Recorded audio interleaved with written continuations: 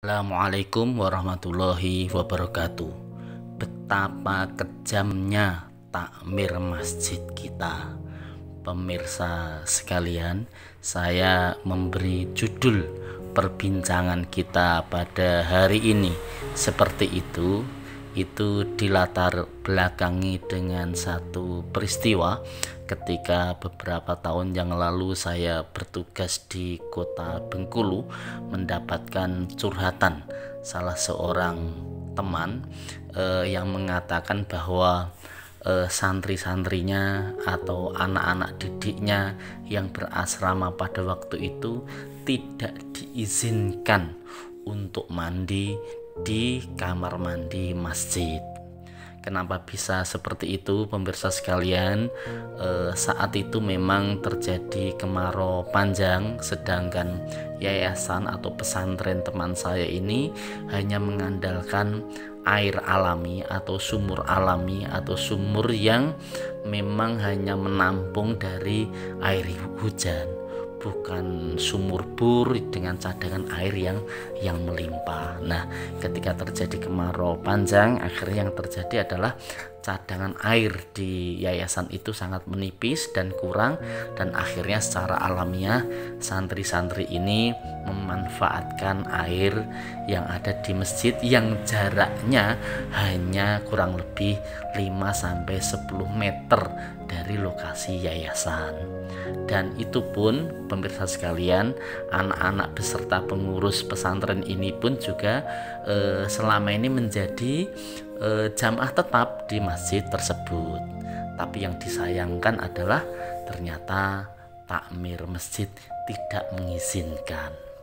Pemirsa sekalian, yang perlu menjadi koreksi bagi kita, yang perlu menjadi introspeksi bagi kita adalah pada saat umat yang ada di sekitar masjid membutuhkan sesuatu dan masjid itu dengan saldo kas yang mencapai puluhan juta bahkan ratusan juta pada waktu itu nganggur begitu saja, kemudian ada umatnya yang membutuhkan sekedar untuk mandi tapi dilarang.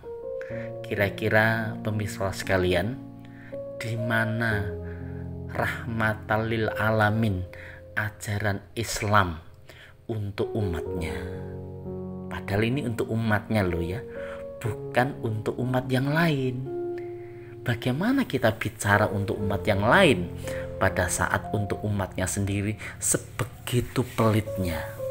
Pemirsa sekalian, bagaimana kalau jamaah masjid mengalami kondisi yang lebih memprihatinkan dibandingkan hanya sekedar mandi? Kekurangan makanan misalnya, kebutuhan pokoknya habis misalnya, umatnya terjerat pinjaman online misalnya.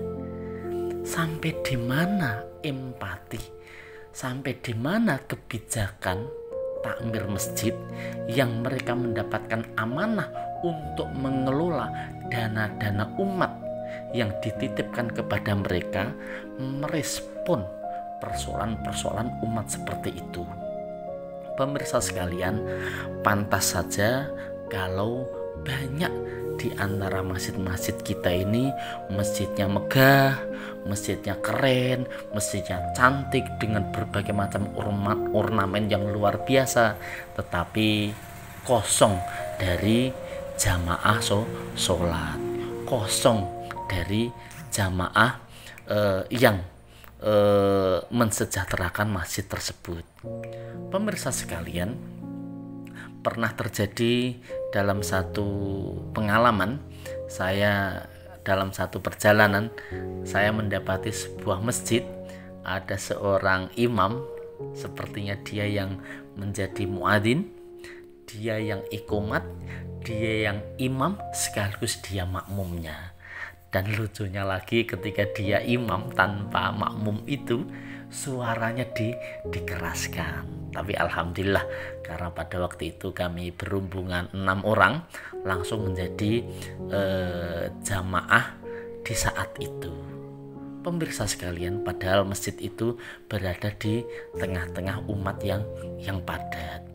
Jangan-jangan pemirsa sekalian, umat Islam selama ini kurang mendapatkan manfaat kalau dia melaksanakan sholat berjamaah, kalau dia memakmurkan masjid. Memang pemirsa sekalian, kadang-kadang manusia itu untuk melakukan ibadah kadang-kadang tahapannya, niatnya itu masih berniat secara keduniaan. Tapi sebenarnya itu tidak menjadi satu persoalan ketika pembinaan umat kita ini berjalan dengan baik. Karena setiap orang itu punya tahapan-tahapan tertentu untuk bisa menjadi muslim yang baik, untuk menjadi mukmin yang baik. Tidak bisa langsung, ada tahapannya. Disitulah pemirsa sekalian, peran masjid sangat sentral sebagai pusat pembinaan umat. Bagaimana kita melihat Masjid Jogokaryan yang ada di Yogyakarta itu bisa membuktikan betapa strategisnya peran masjid, sehingga saldo masjid pun itu selalu dibuat nol. Karena apa? Karena masyarakat atau umat yang berinfak, bersedekah, dananya langsung dimanfaatkan, dan insya Allah itu akan menjadi amal jariah bagi mereka. Kenapa juga pemirsa sekalian, dana masjid kemudian ditabung, disimpan-simpan, disaldokan untuk apa? Pada saat masjid-masjid kita ini sudah keren, sudah bagus, sudah layak lah untuk dijadikan sebagai tempat ibadah, maka proses berikutnya adalah bagaimana kita ini melakukan pembinaan kepada umat. Seringkali betapa kejamnya takmir masjid kita ketika mendapati anak-anak kita yang ingin sholat tapi mereka masih ribut. Padahal yang seperti ini pemirsa sekalian, itu kan hanya perlu sentuhan alamnya untuk apa? Membuat mereka itu bisa menjadi tenang di masjid.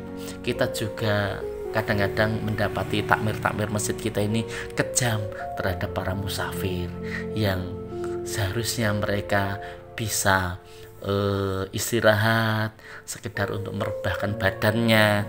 Untuk apa? Karena mereka juga merasa tidak mampu untuk menginap di hotel, menginap di penginapan, maka masjidlah yang menjadi harapan mereka untuk bisa melepaskan lelah. Tapi karena dikunci mati, akhirnya para musafir kita ini tidak bisa memanfaatkan masjid itu dengan baik. Dan justru yang bahkan mendapatkan pahala justru adalah pengusaha-pengusaha SPBU. Mereka bisa menginap di SPBU, mereka bisa memanfaatkan musolanya. Luar biasa kejamnya apa?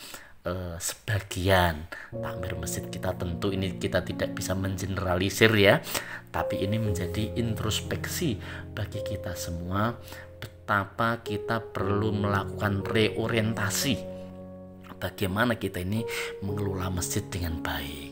Mungkin di antara jamaah kita ada yang terjerat pinjaman online sampai-sampai bunuh diri. Mungkin di antara jamaah kita ada yang kekurangan makan.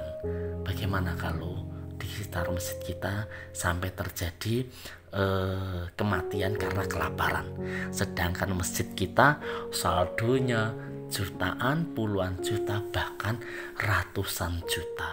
Betapa berdosanya kita kalau kita diamanai sebagai takmir masjid. Mungkin ini perlu menjadi introspeksi ya bagi kita semuanya.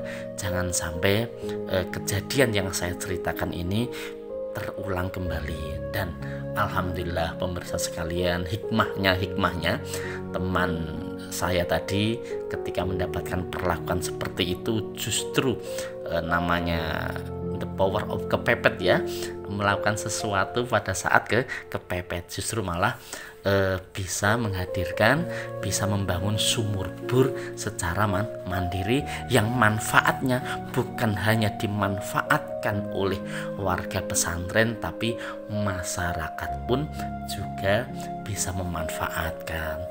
Tapi ini kan menjadi satu catatan tersendiri